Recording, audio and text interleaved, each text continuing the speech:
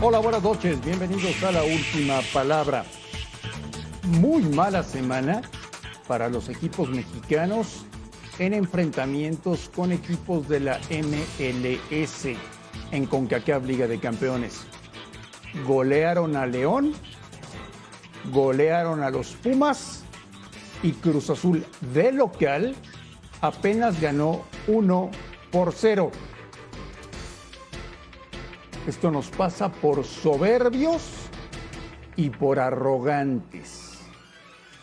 Eduardo de la Torre, buenas noches. ¿Qué tal, André? Buenas noches. ¿Ya es para preocupar esto? Para lo que resta del torneo, sí, es para preocupar, porque ya que te hagan 3 goles y con facilidad, ya no es cualquier cosa, ¿no? Ahora Cruz Azul, que tenía la oportunidad de sacar una buena distancia, no lo consigue. Gana, es cierto, pero no es probable que no sea suficiente. Ya le pasó a Santos como un gol de diferencia, pero de visita es complicado sostenerlo. Rafa, buenas noches. ¿Ya es preocupante? Por supuesto, André, buenas noches, saludos a la mesa, por supuesto a la gente en casa. Sí, y te lo había comentado hace unas semanas, ¿no? ¿A quién veíamos como favorito? Salvo Cruz Azul, que tiene un plantel de lo mejor en el fútbol mexicano.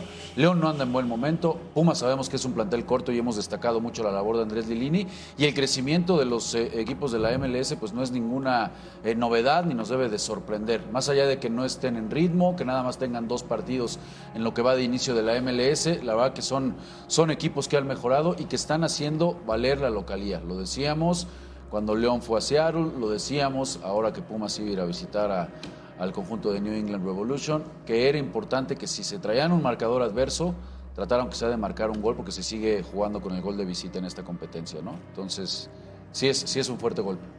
Alex Aguinaga, ¿sigues pensando que un equipo mexicano va a ganar la CONCACAF? ¿Qué tal, André? ¿Cómo estás? Una buena noche, compañeros. Igualmente en casa. Muy difícil, ¿eh? El único, las canicas donde yo pensé que podía ser es es Cruz Azul. Pumas, comparto lo que dice muy bien Rafa, es un plantel limitado y está haciendo un gran esfuerzo. León para nada, bueno, ya Santos, ni siquiera hablemos de que es un equipo que prácticamente regaló la eliminatoria.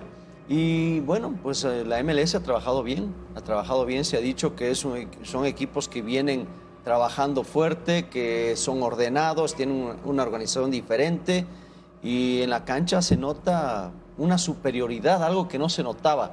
Tan parejos, de repente con goles, México era mejor, pero ahora los de Estados Unidos se han visto muy superior en todo, ¿eh? Fernando, tú que conoces también la MLS, ¿te sorprende lo que está pasando?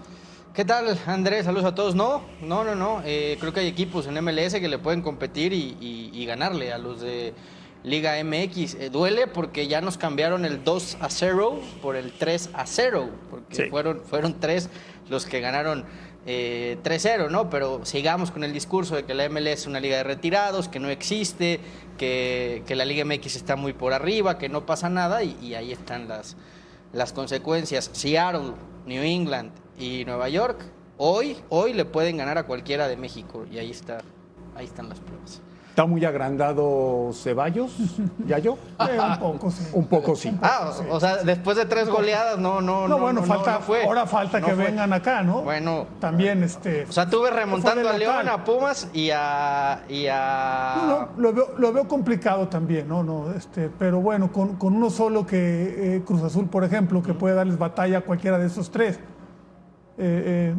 Sí veo más diferencia de la que pensé, aun cuando creía que ahora iba a ser más complicado. Es el año del MLS. Pero que te hagan 3 goles con facilidad. Es el año del MLS en la Conca Champions. Yo este año lo voy a ganar la MLS.